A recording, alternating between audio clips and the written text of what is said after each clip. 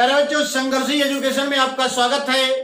आज हम पढ़ेंगे इकाई 5 बीजीय व्यंजकों का भाग एवं गुणनखंड। लेकिन इसको पढ़ने से पहले आइए हम कुछ महत्वपूर्ण बिंदुओं पर चर्चा कर लेते हैं, जिसमें है पहला है अचर। अचर को इंग्लिश में कांस्टेंट कहते हैं। और कांस्टेंट क्या होता है? जिसका मान सदैव स्थिर रहता है, अर्थात जिसके मान में कोई परिवर्तन नहीं होता है, उसे अचर कहते हैं। उदाहरण के लिए 1, 2, 3, 4, 5, 6, 100, 250, 500, 1000 इत्यादि। तो कोई भी संख्या जो होती है वो अचर होती है, क्योंकि उसका मान सदैव स्थिर रहता है। कहीं भी हम किसी संख्या को लिखें तो उसका मान वही रहता है। जैसे हमने लिख दिया 150, तो 150 कहीं भी आप लिखेंगे सदैव इसका मान 150 ही रहेगा। ये कभी भी 200 के बराबर नहीं होगा। ये कभी भी 250 के बराबर नहीं होगा। यानी संख्याओं का मान सदैव स्थिर रहता है।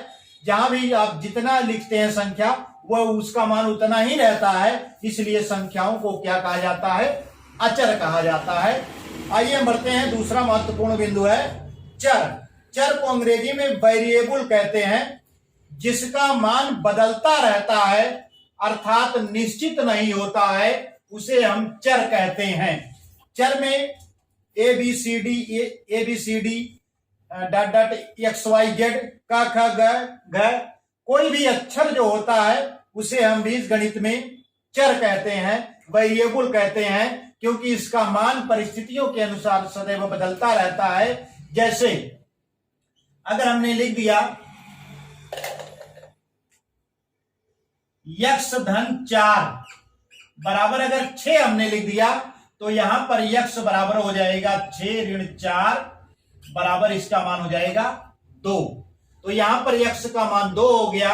और यदि हमने लिख दिया x धन 10 बराबर 50, तो यहां पर आप देख सकते हैं x बराबर हो जाएगा 50 ऋण 10 बराबर क्या हो जाएगा?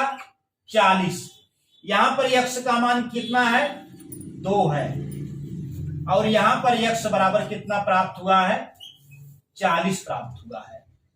तो लेटर वही है, अक्षर वही है, x है, लेकिन यहां पर इसका मान 2 प्राप्त हुआ है और यहां पर इसका मान 40 प्राप्त हुआ है। यानी इसका मान क्या है? निश्चित नहीं है, बदलता है। इसलिए इसे क्या कहते हैं? चर कहते हैं। यानी जिसका मान निश्चित नहीं होता है उसे चर कहते हैं। चर में हम कोई भी अक्षर संख्या ले सकते हैं। ABCD का क ग घ XYZ आदि लिया जा सकता है। आइए हम बढ़ते हैं बीजीय व्यंजक की तरफ। तो बच्चों, बीजीय व्यंजक एल्जेब्रिक एक्सप्रेशन, जिसे इंग्लिश में कहते हैं एल्जेब्रिक एक्सप्रेशन। आइए देखते हैं इसकी परिभाषा क्या है। कोई चर या अचर संख्या या इनका समूह मौलिक गणितीय संक्रियाओं के चिन्हों से युक्त होने पर बीजीय व्यंजक कहलाता है। यहां पर आप ध्यान दीजिए, मौलिक गणितीय संक्रियाएं।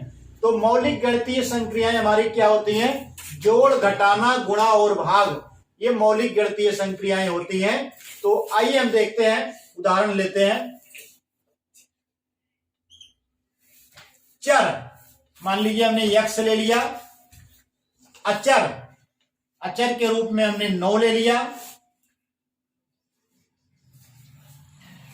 चर हमने x लिया और अचर 9 लिया। मौलिक गणितीय संक्रिया, मान लीजिए इसमें हमने मौलिक गणितीय संक्रिया योग की कर दिया, तो ये क्या हो जाएगा? एक व्यंजक हो जाएगा। क्या? ये व्यंजक हो जाएगा परिभाषा के अनुसार। अब मान लीजिए हमने कोई चर y ले लिया और कोई अचर हमने ले लिया 15। अब इसमें मौलिक गणितीय संक्रिया मान लीजिए हमने घटाने की किया, तो y माइनस 15 क्या हो जाएगा? यह एक व्यंजक हो जाएगा। अगला मान लीजिए हमने कोई चर z लिया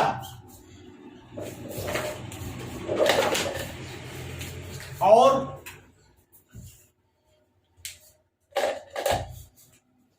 कोई चर हमने z लिया और अचर मान लीजिए हमने 4 ले लिया, अब इसमें मौलिक गणितीय संक्रिया हमने गुणा की कर दिया, तो z गुणे 4 हो गया, यह बराबर हो जाएगा 4z।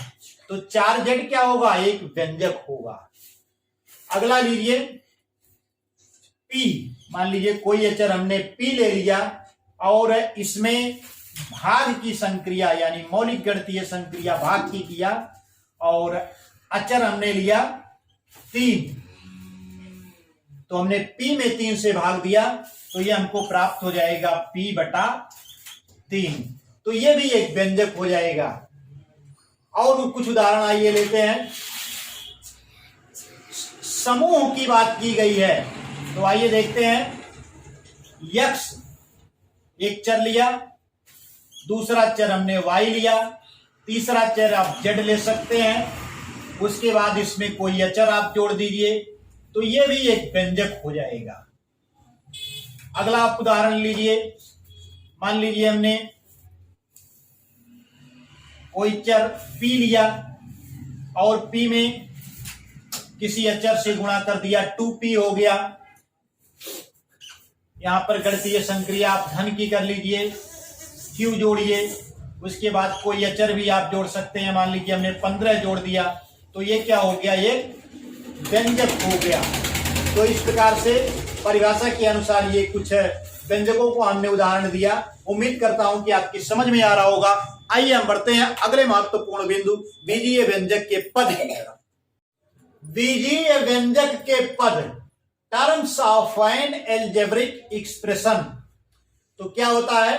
किसी आंकिक संख्या या अक्षर संख्या या इनके गुणनफल या भागफल को पद कहते हैं। यानी कोई आंकिक संख्या पद हो सकती है, या अक्षर संख्या पद हो सकती है, या इनका गुणनफल पद हो सकता है, या इनका भागफल पद हो सकता है। आइए देखते हैं। मान लीजिए कोई बीजीय व्यंजक हमारा है x² + y + 6, ये हमारा बीजीय व्यंजक है। तो अब पद इसके क्या हो जाएंगे? पद बराबर हमारा हो जाएगा x²। एक पद ये हो गया, दूसरा पद क्या हो जाएगा? y हो जाएगा। तीसरा पद क्या है? 6 है। तो इसमें 3 पद हैं, एक x² है, एक y है, एक 6 है। आइए दूसरा बीजीय व्यंजक हम देखते हैं। p³ plus q plus r plus 7, ये एक हमारा बीजीय व्यंजक है। तो इसमें पद क्या हो जाएंगे? पद बराबर हो जाए, एक पद हमारा हो जाएगा p³, दूसरा पद हमारा हो जाएगा q, तीसरा पद क्या हो जाएगा? r हो जाएगा, चौथा पद क्या हो जाएगा? 7 हो जाएगा। यानी किसी आंकिक संख्या या अक्षर संख्या या इनके गुणनफल या भागफल को क्या कहते हैं? पद कहते हैं। आइए एक बीजीय व्यंजक और हम लेते हैं। 5x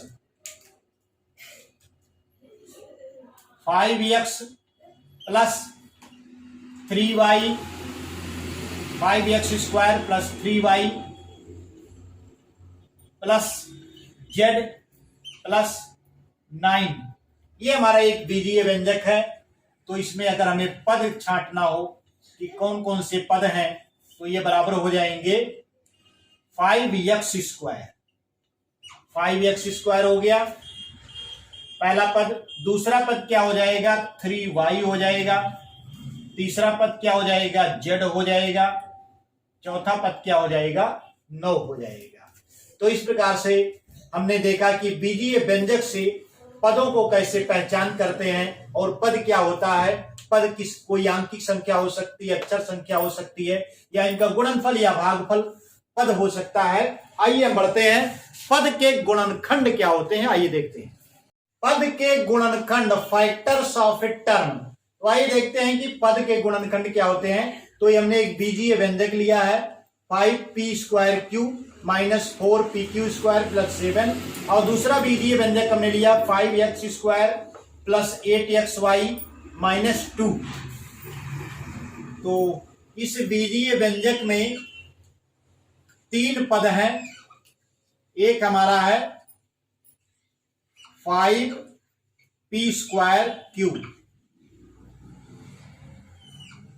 दूसरा पद हमारा है -4pq², तीसरा पद हमारा है 7।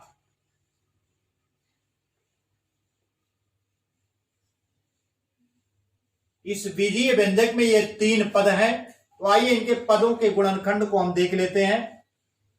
तो इसका गुणनखंड क्या हो जाएगा, पहले आपका क्या है 5 है,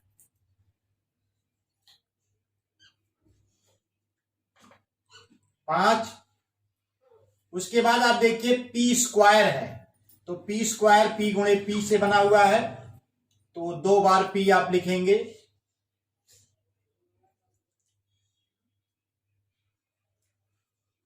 p p और अंतिम क्या है q है, तो ये हो गया हमारा q। तो इसके गुणनखंड ये हो गए 5 p p और q।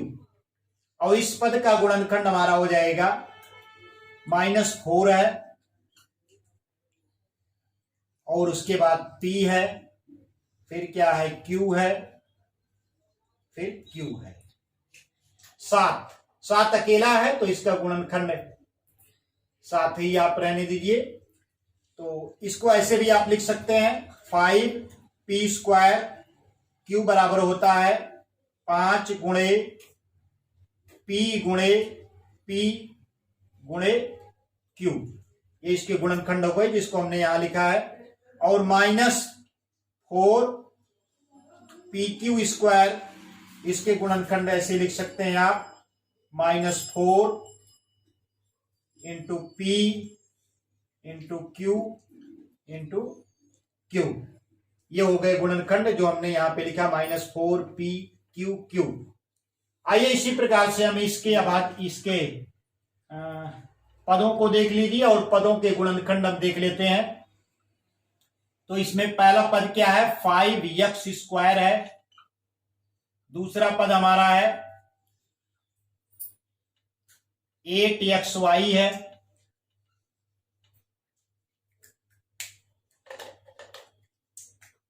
और तीसरा पद क्या है -2 है।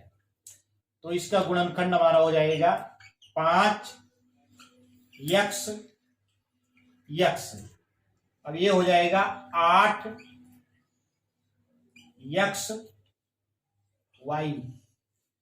ये हमारे गुणनखंड हो गए। इसको ऐसे भी आप लिख सकते हैं 5x² बराबर 5 गुणे x गुणे x। 8xy को आप लिख सकते हैं बराबर 8 गुणे x गुणे y। तो इस प्रकार से हम पदों के गुणनखंड निकालते हैं, यानी कोई पद जिन संख्याओं या अक्षर संख्याओं से गुणा होकर के बना हुआ है उसको गुणा के रूप में अलग अलग लिख देने को पद के गुणनखंड कहते हैं। आइए हम बढ़ते हैं पद के गुणांक की तरफ। पद के संख्यात्मक गुणांक यानी numerical coefficient of a term.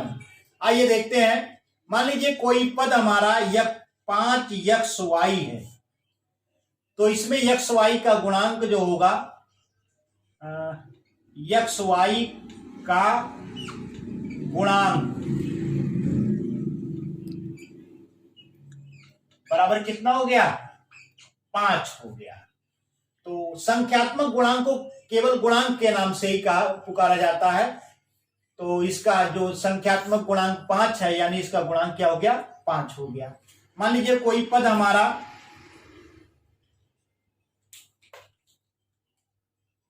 9p²Q है, तो इसमें p² Q का गुणांक या संख्यात्मक गुणांक बराबर कितना हो गया 9 हो गया।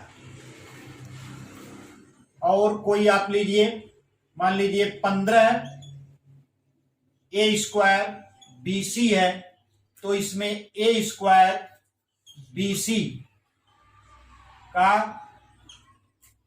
गुणांक बराबर कितना होता है 15, क्योंकि इसमें 15 से गुणा किया गया है इसलिए इसका गुणांक क्या है 15 है। और संख्यात्मक गुणांक को केवल गुणांक के नाम से भी जाना जाता है। तो इस प्रकार से हमने पद के गुणांक के विषय में समझा। उम्मीद करता हूं कि आपकी समझ में आ रहा होगा, और यदि आपकी समझ में आ रहा हो तो संघर्षी एजुकेशन यूट्यूब चैनल को सब्सक्राइब करें और बेल आइकन को प्रेस करें, जिससे हमारे नए नए वीडियोज की नोटिफिकेशन आपको बराबर मिलती रहे। धन्यवाद।